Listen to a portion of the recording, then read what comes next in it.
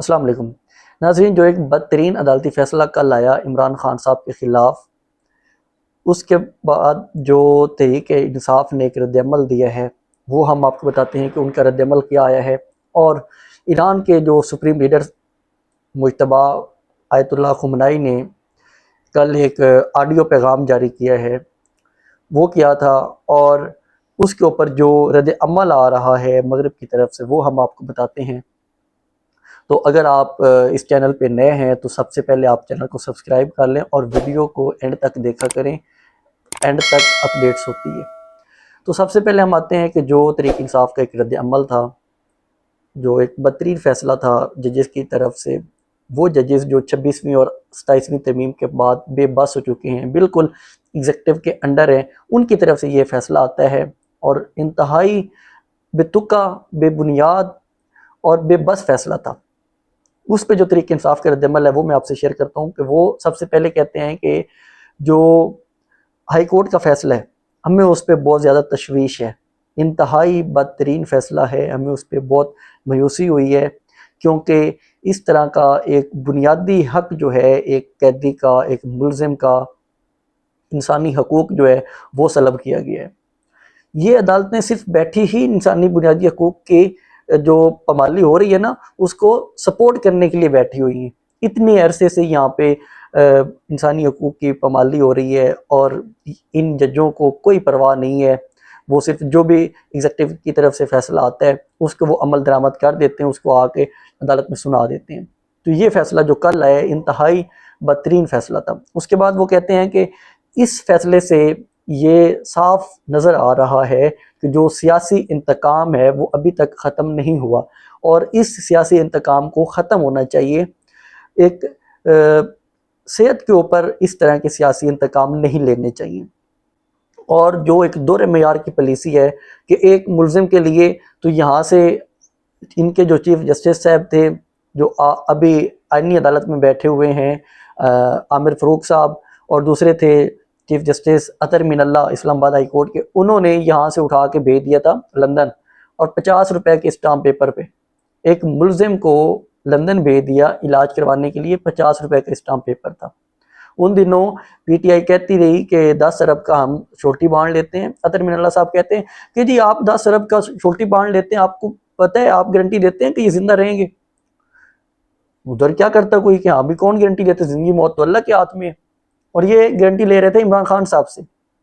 آج عمران خان صاحب کو یہ شفا ہاسپٹل تک جو ان کا جینون مسئلہ ہے، ان کی آنکھ ان کے اپنے ڈاکٹرز بتا چکے ہیں، ان کے اپوائنٹڈ ڈاکٹر بتا چکے ہیں کہ 85% ان کی آنکھ ضائع ہو چکی ہے، اور اب وہ ان کا خفیہ ٹریٹمنٹ چل رہا ہے، نہ تو کوئی اور ان کو ان کے ذاتی معالج تک ملنے دیتے ہیں، نہ کچھ ملنے دیتے ہیں۔ یہ ایک دورہ جو معیار تھا اس پہ کافی زیادہ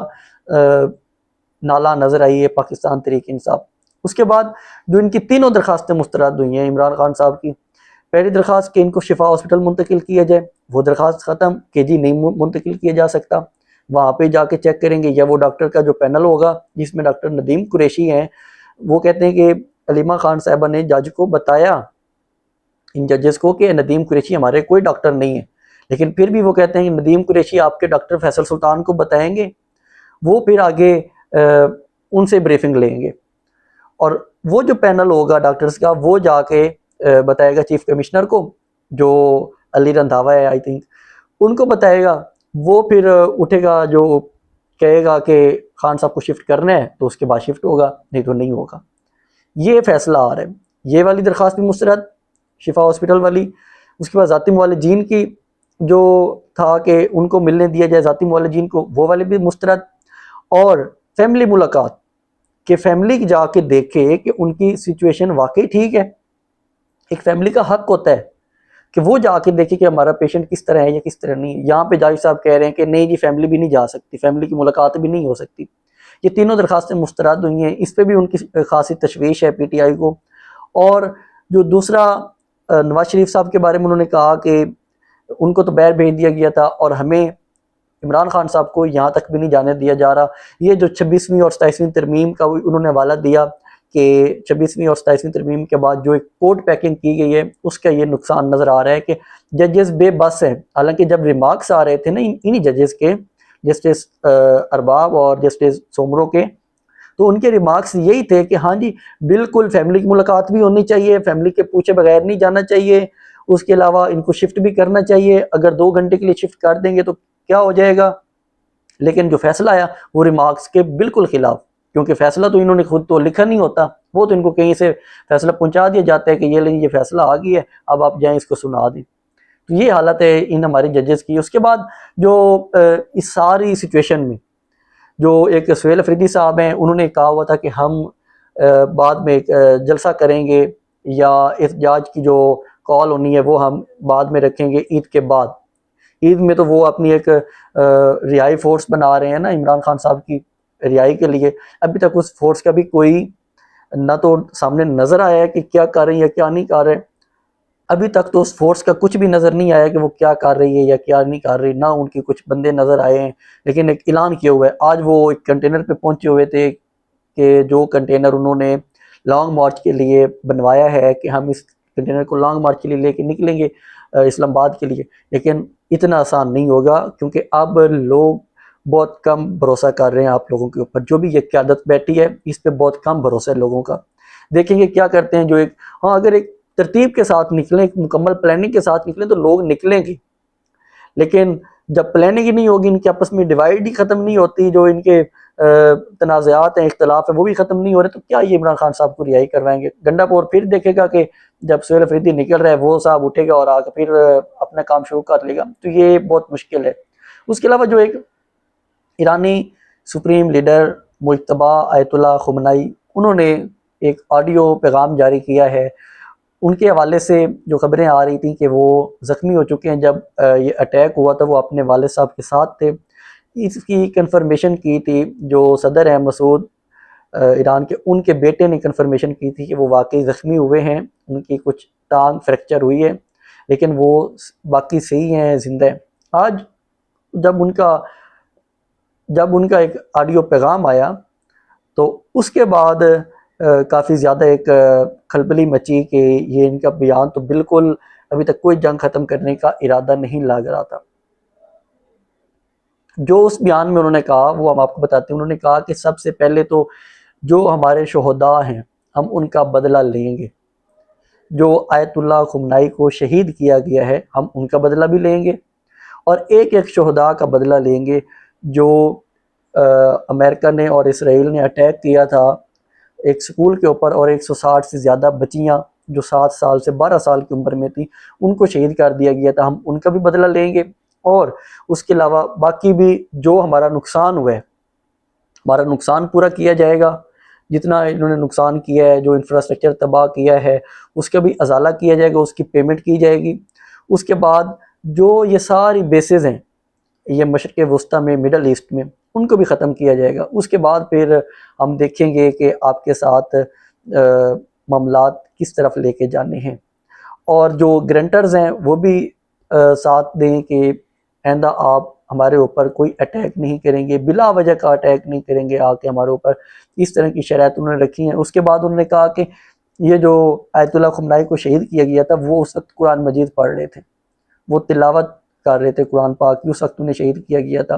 اس میں انہوں نے بتایا کہ میرے والد، میری والدہ، میرے بھانجا، میری بہن، سب کو انہوں نے شہید کر دیا، لیکن وہ بڑے پرعزم نظر آئے ابھی بھی۔ مغرب سے بھی جو ایک رد عمل آ رہا ہے وہ میں آپ کو بتاتا ہوں بعد میں۔ تو اس کے بعد انہوں نے کہا کہ ہم نے ابنائے حرمز کو بھی بالکل بند رکھنا ہے، ابنائے حرمز کا رستہ ہم بالکل نہیں کھول رہے، وہ رستہ لگاتار بند رہے گا، اور وہاں سے کوئی بھی جہاز نہیں گزرنے دیا جائے گا جب تک کہ ان کی بیسز بند نہیں ہوتی۔ جو یہاں پہ بیسز ہیں امریکہ میں، امریکہ کی بیسز جو ہیں ادھر سعودیہ میں ہو گئی، کویت میں ہو گئی، قطر میں ہو گئی، دبئی میں ہو گئی، اس طرح کی جو بیسز ہیں جب تک وہ بند نہیں کی جاتی ہم بالکل بھی نہ کوئی اٹیکس روکیں گے، کچھ بھی نہیں روکیں گے، ہم اپنا بدلہ لیں گے۔ مزید انہوں نے کہا کہ اگر یہ یہاں سے چلے جاتے ہیں تو پھر ہم بات چیت کر سکتے ہیں، کیونکہ وہ کہتے ہیں یہ ہمارے ہمسائے ملک ہیں، یہاں ان ملکوں سے ہمیں کوئی گلہ نہیں ہے، ہم مسلمان ہیں اور پڑوسی ہیں، لیکن یہاں پہ جو بیسز ہیں ہم نے پہلے بھی ان کے اوپر اٹیک کیا ہے کہ وہ بیسز ہمارے خلاف استعمال ہوئی ہیں، اور ابھی بھی ہم ان کے اوپر ہی اٹیک کریں گے اگر وہ ہمارے خلاف اسی طرح ریگولر استعمال ہوتی رہی تو۔ اب دیکھتے ہیں کہ یہ جو مڈل ایسٹ ہے یہ کیا رد عمل دیتا ہے۔ مغرب تو یہ کہہ رہا ہے، ڈونلڈ ٹرمپ کہہ رہا تھا کہ میں تو 1 گھنٹے میں ان کی بجلی بند کر دوں گا۔ علی لارنجانی نے کہا کہ اگر آپ 1 گھنٹے میں کریں گے تو ہم آدھے گھنٹے میں پورے خطے کی بجلی بند کر کے رکھ دیں گے۔ مطلب کہ ڈونلڈ ٹرمپ کا یہ دھمکی ہے کہ ہم انفراسٹرکچر تباہ کر دیں گے۔ وہ پہلے کہہ رہا تھا ڈونلڈ ٹرمپ کہ ہم مانتے نہیں ہیں، اس کے بیانات کو ہم نہیں مانیں گے، اس کو ہم نہیں تسلیم کرتے۔ کل جب ان سے پوچھا گیا کہ اگر آپ کو انہی کے ساتھ مذاکرات کرنے پڑ جائیں تو پھر کیا کریں، پھر کوئی جواب نہیں تھا۔ وہ کنفیوز ہی لگ رہے ہیں۔ انہیں کوئی عمان کے وزیر خارجہ نے کہا کہ ہم اس جنگ میں نہیں جانا چاہتے، ان کو تھریٹ کر رہے ہیں کہ آپ نے غلط کیا ہے، ہمیں بڑا افسوس ہوا ہے، آپ کیوں پیچھے ہٹے ہیں۔ بھئی آپ کی جنگ میں کیوں وہ آئیں، وہ مسلمان ملک ہیں، آپ آئے ہیں۔ اگر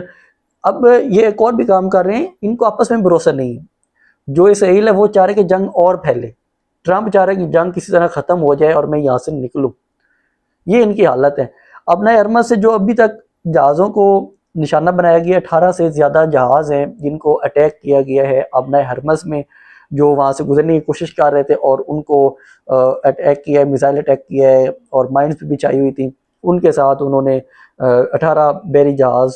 وہاں سے روکے ہیں، ان کے اوپر اٹیک کیا۔ کل انڈیا کی بھی ایک خبریں آ رہی تھیں، وہ ابھی تک تصدیق نہیں کی انڈیا نے، کہ انڈیا کا جو ایک جہاز تھا، شپ تھا، آئل شپ، کہ وہ آیا، اس میں جو کہہ رہے تھے کہ اٹیک ہوا ہے، اس کے اوپر بھی وہ کنفرم ابھی تک نہیں ہوا انڈیا کی طرف سے، لیکن ایران کے جو پاسداران انقلاب ہے وہ کہہ رہے تھے کہ ہم نے اٹیک کیا ہے۔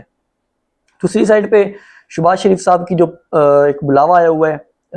سعودیہ سے، وہ وہاں پہ گئے ہیں، لیکن وہاں پہ جو ایک محمد بن سلمان نے ان کا کوئی استقبال نہیں کیا۔ وہاں پہ ان کے ایک اور وزیر تھا، انہوں نے ان کا استقبال کیا ہے، اور ان کا مقصد کیا ہے، یہی ایران اور امریکہ کی جو جنگ چل رہی ہے کہ اگر مزید وہ اٹیک کرتا ہے ایران سعودیہ کے اوپر تو پھر رد عمل کیا ہوگا سعودیہ کا اور پاکستان کا، یا پھر اس کی جو ایک معاملات حل کرنے کی طرف جانا ہے تو وہ کس طرح ہوگا، کیونکہ پاکستان اور سعودیہ کی پلیئر ہیں اس پورے خطے میں، یہ چاہیں گے تو جنگ ختم ہو جائے گی۔ جب یہ ڈونلڈ ٹرمپ کے ساتھ بات کریں گے ایک لیڈر بن کے، تب یہ جنگ ود ان ڈیز، 1 سے 2 دن کے اندر ختم ہو جائے گی۔ لیکن ابھی جو بیانات آ رہے ہیں وہ کوئی بھی اثرات نہیں ہے کہ یہ جنگ جلدی ختم ہو۔ مغرب کہہ رہا ہے کہ ان کی کافی میڈیا ہے، وہ کہہ رہا ہے کہ ابھی تک تو مجتبیٰ خمینی وہ کوما میں ہیں، وہ ٹھیک نہیں ہے، لیکن یہ بیانات کہاں سے آ گئے ہیں، فلاں ہے ڈھی ہے، مطلب کہ ان کو ابھی وہ کنفیوز ہی ہیں۔ وہ خواہ مخواہ کی وہ افواہیں جو ہوتی ہیں نا، افواہیں پھیلانا جنگی کنڈیشن میں، وہ اپنی افواہیں پھیلا رہے ہیں لگاتار۔ تو اس کے ساتھ ہی مجھے اجازت دیں، مزید جو بھی اپڈیٹس ہوں گی وہ ہم آپ کے ساتھ شیئر کریں گے۔ چینل کو سبسکرائب ضرور کر لیں۔ اللہ حافظ۔